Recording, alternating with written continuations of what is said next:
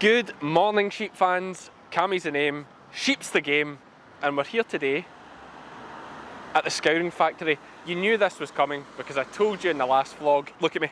I am so excited. I have never been in a scouring plant.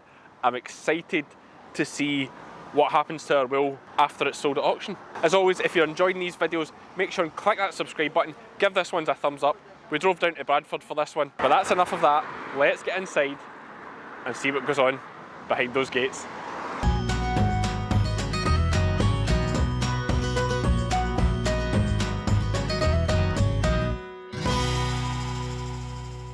Here we're not only just scouring British wool, we're doing Norwegian wool as well because we're part owned by a Norwegian cooperative. So we've got many of these green bales which you'll have seen earlier, all from the British Wool Marketing Board. So we get all the wool out here, ready for blending inside the room. So in here, this is where we start with the blends of the wool. They all get a blend sheet to decide how we're going to scour the wool, each type. The wool is all in here ready to go into the scouring belts, and this is where we open the bales and they'll go through the machines ready to hit the first wash ball. So the wool you saw next door is all being fed into these two hoppers here, one on each side, one for each line. So you see your wool in the hopper there. They're travelling through these machines here, and the idea is these two machines here initially knock as much muck out of the wool as they can before it gets wet. It's just easier to deal with while it's dry. So there are grids underneath each drum. You can see the spike sheets here. When that gets some wool in it starts up, you'll see that that's a spike belt, so it'll drag the wool upwards.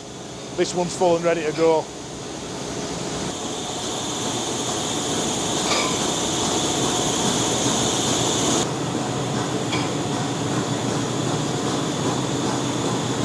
So again, your wool's running across here on your weigh belt. That device is weighing it. On the way you'll see it'll be doing about 2.5 tons an hour at the moment. That controls all the dosing further down.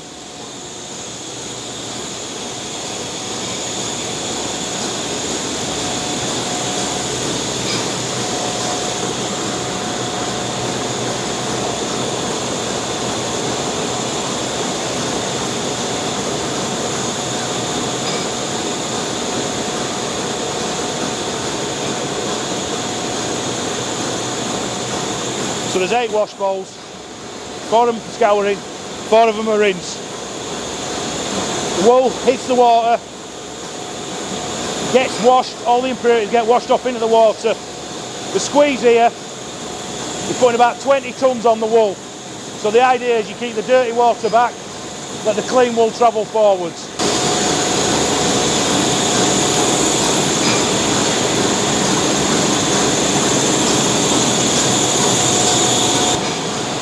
You can see there's a rake action there, just pushing the wool under the water and driving it forwards.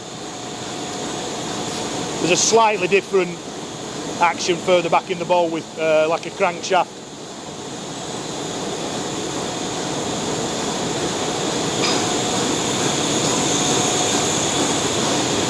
Well, you see as you're travelling down, wool's starting to brighten up.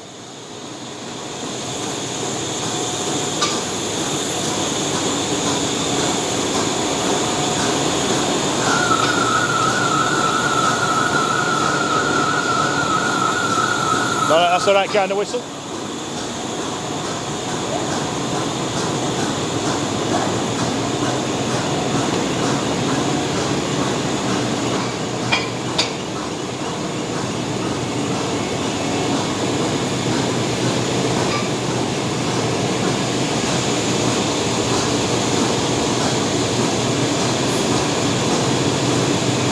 So these shorter bowls are our rinse bowls, and if you look at the water here, you'll see how much cleaner it is.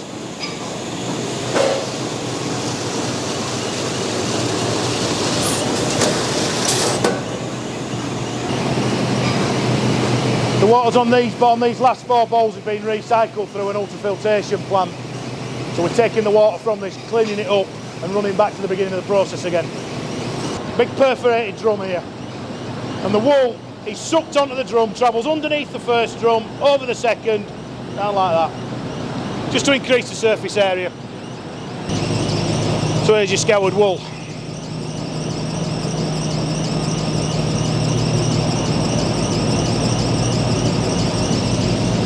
You can still see the veg and things like that in there, but you've been up to combing, so you can see that's where they get it out. So these lads here are just picking the wool for any impurities, bits of black, bits of plastic, anything you get in there. I mean, your sheep tend to wander around and pick all sorts of stuff up, as you'll be well aware.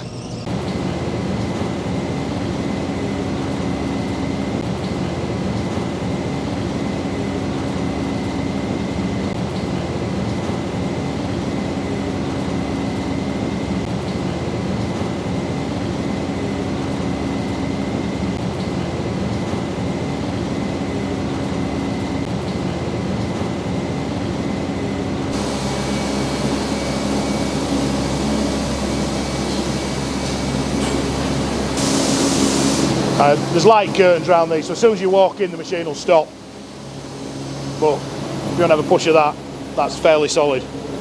And that's your wool. It's like and these lads now put wires around it and strap it. They make that look easy, but I'm telling you now, you won't be clicking them together like that.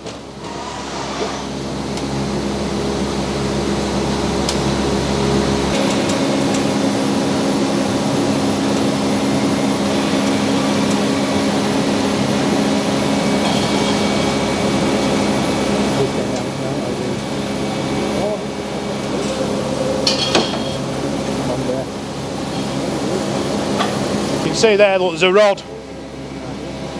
It's a bit hard to see. There's a rod there that goes into the middle of the bale, pushes that into the bale at the other end. It's like a hydraulic cylinder and forces it in. So the bale will travel down here. It'll then clamp it against this face.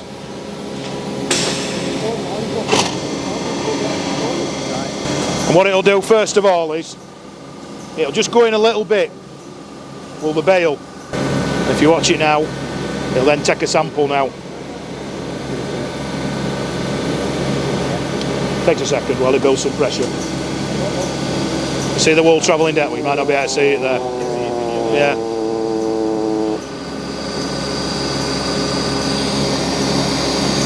And if you look there, all your blue circles are in that side. Bales of wool that have just been scoured, and these are going into the hopper, getting ready to start the combing process to go upstairs to the carding machines.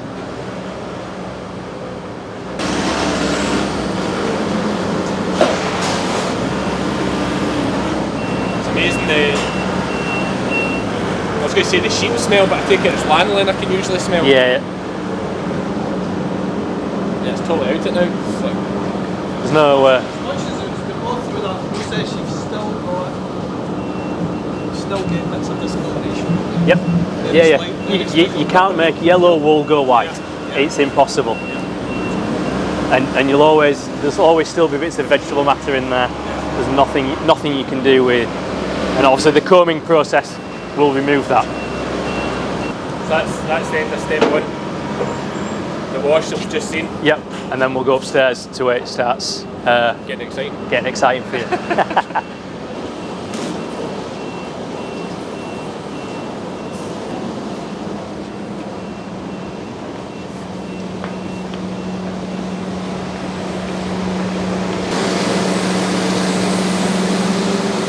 Comes up from downstairs and goes into the back of the carding machines where it starts its process in the combing. As you can see, the vegetable matter is still in there, and the idea is through the machines is that we're going to take this out, align all the fibres in a straight line.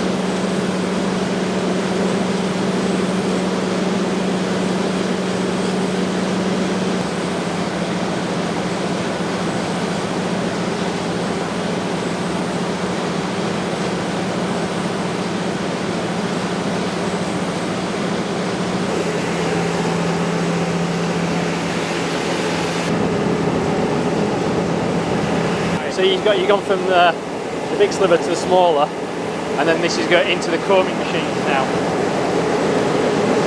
So the combs will try to remove the vegetable matter that's in there, straighten up the fibres.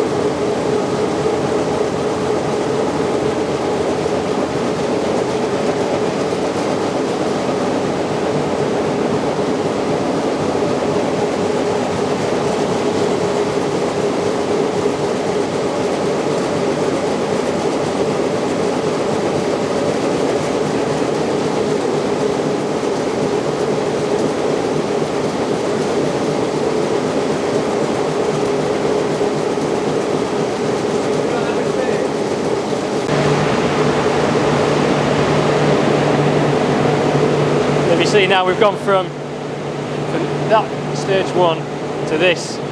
It's been through the combs. Yeah.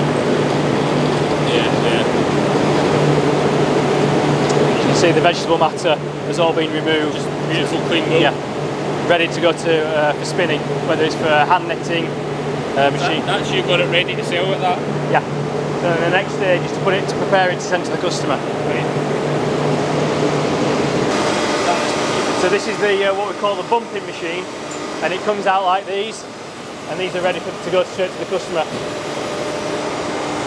So they can start their spinning process or the dyeing process, whichever they do.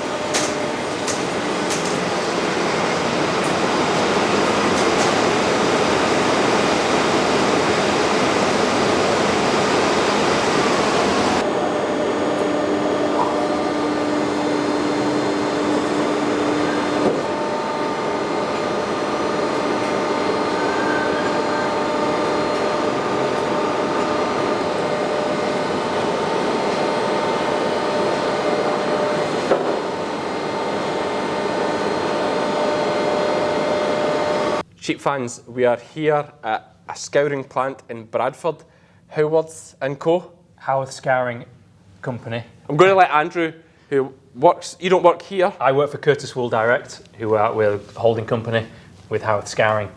Okay, and you're here regular? Yes, we are here every day, checking the quality of the wool, making sure it's perfect for our customers. And the Curtis Group, as it is, do they own this, and what else do they own? We've got companies in Ireland, we've got Jameson Smith in Shetland Island, Right. and we've got a company in New Zealand as well. Quite a big company then, by the sounds of it? Yes, we're the biggest buyer of British wool through the auction system. We buy 50-55% of everything that is produced by the British Wool Marketing Board. So we buy 1 in every 2 fleeces that you see.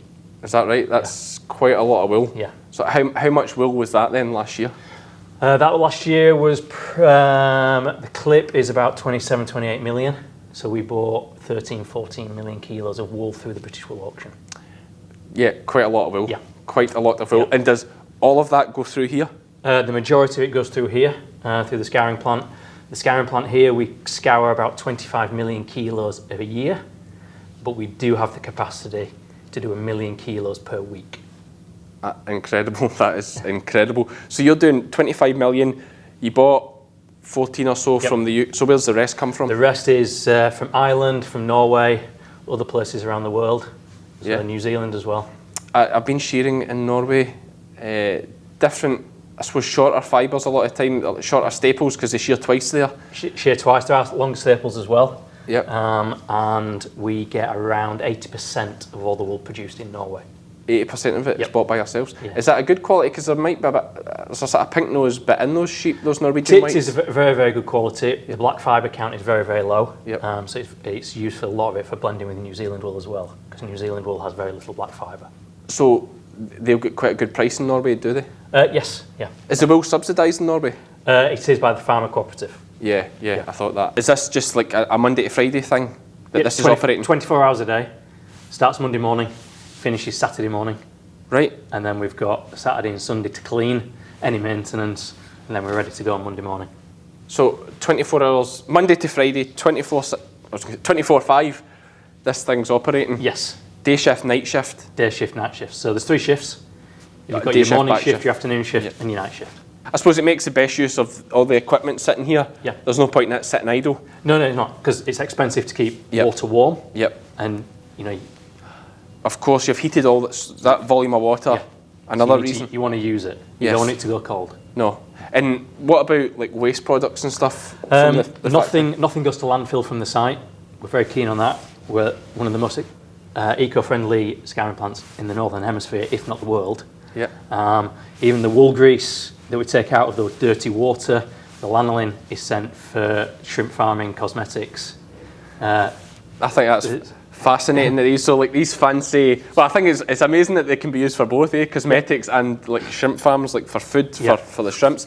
But like you're saying, cosmetics. So I take you mean like fancy creams. Creams, makeup.